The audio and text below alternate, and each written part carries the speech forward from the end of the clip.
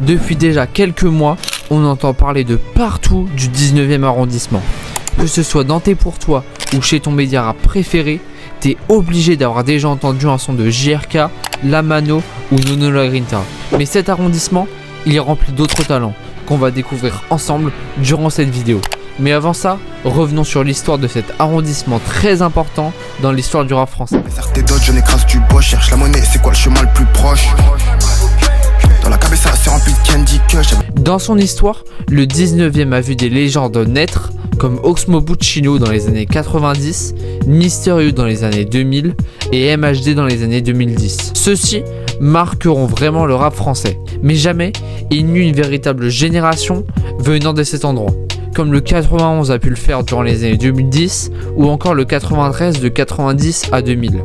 Et ce, jusqu'à très récemment, car depuis déjà 1 ou 2 ans, on voit des rappeurs comme Samouskou ou Koulibé revendiquer leur appartenance au 2e plus grand arrondissement de Paris. Mais depuis environ 1 an, on voit une vraie vague de rappeurs venus noyer le rap français de leur talent. Je vais donc te détailler le parcours de chacun d'entre eux dans l'ordre croissant de popularité pour garder un peu de suspense. Mais avant ça, je veux juste te dire qu'on vise les 1000 abonnés avant la fin de l'année. Donc si tu kiffes ce que je fais, c'est le meilleur moyen de me soutenir dans mon travail. En plus, c'est gagnant comme toi, comme pour moi. J'ai tout fait pour le bois, y'a watt, y'a feuille. Continue d'ouvrir ta gueule, je vais juste y mettre mes watts à force. Nono, tu l'as sûrement découvert comme moi avec ce son.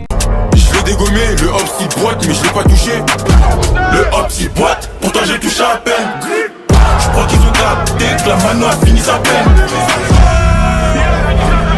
Il est minuit 23. Ou encore celui-là. Même en période d'été, y'a des mecs à gouler. Grosse dédicace à la Asba 22. Maintenant elle veut un bébé, alors qu'avant elle me calculait pas. Et ce qui a marqué la plupart des gens, c'est tout d'abord ses gimmicks extrêmement entêtants, qui le démarquent surtout sur TikTok, la plateforme qui l'a en partie fait connaître. Mais pour comprendre comment la Grint arrive à des résultats comme ça, je suis toujours dans la merde, c'est pas les vues qui vont changer ma vie. Je barreau entre les 22 et RPH, grosse dédicace à toute ma piraterie. il va falloir remonter dans son passé. Notre rappeur, il commence tout d'abord dans un groupe nommé NJK en 2020. Nique la mère à Marine Le Pen, je suis futé malin comme Lupin. Au passant je vais arracher à R. Si on fait ça c'est pour les choses qui fait un que gras. Pour trop fort dire suffit d'apeau à crash, c'est fini d'arracher. Là je suis monté d'un cran 2021, je vais les watts, j'ai trop d'écran. C'est ensuite en 2022 qu'il se lancera en solo. J'ai fait bouger la foule, s'il faut on fait bouger les folles. Éléphant sur la tepa, je suis obligé de m'appliquer sur la boule.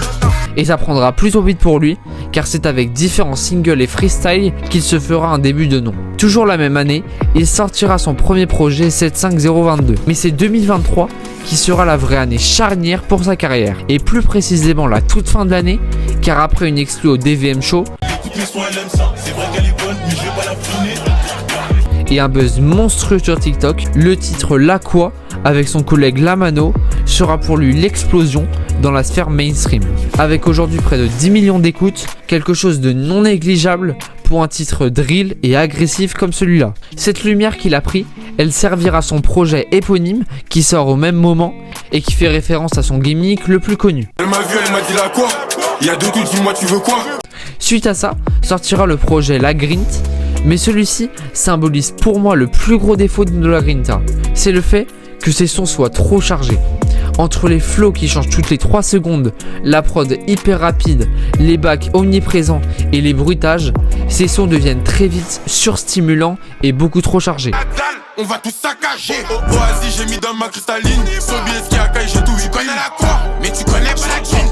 Mais pour moi, il possède quand même le potentiel pour faire de grandes choses dans ce game. Il me faut une paire d'as pour pas que le cœur pique. Prisonnier à l'air.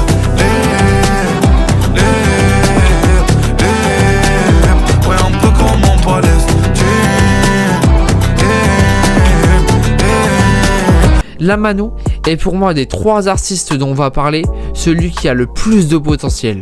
Car notre rappeur, que ce soit dans son attitude qui est bouillante et ses flows extrêmement inspirés de la scène de Chicago et de rappeurs comme Chief Keef, mais il est aussi bon dans son choix de prod qui lui garantissent beaucoup de polyvalence. Il est donc chaud sur de la drill avec un morceau comme I Say. Je rentre dans la cabine, gros péto au bec.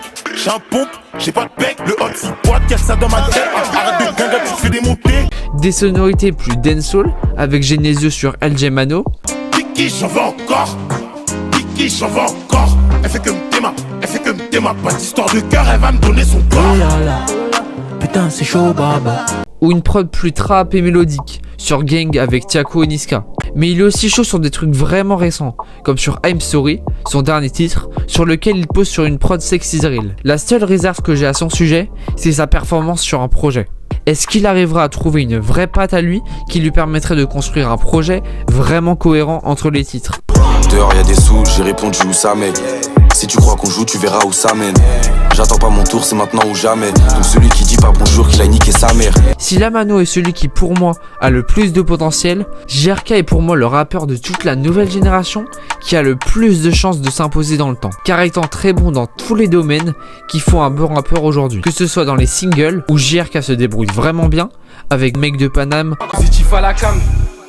Normal, je la vends dans tout Paname. Si t'es une belle, trop mon gars fait belle quand tu marches dans les rues de Paname. C'est méchant, c'est Paname. A3 sur ta montre, on est des mecs de Paname. C'est méchant, c'est Paname. Imagine si ça foire, imagine si ça le fait. On a ouvert des fois, on a laissé des plaies. Je peux pas être homophobe.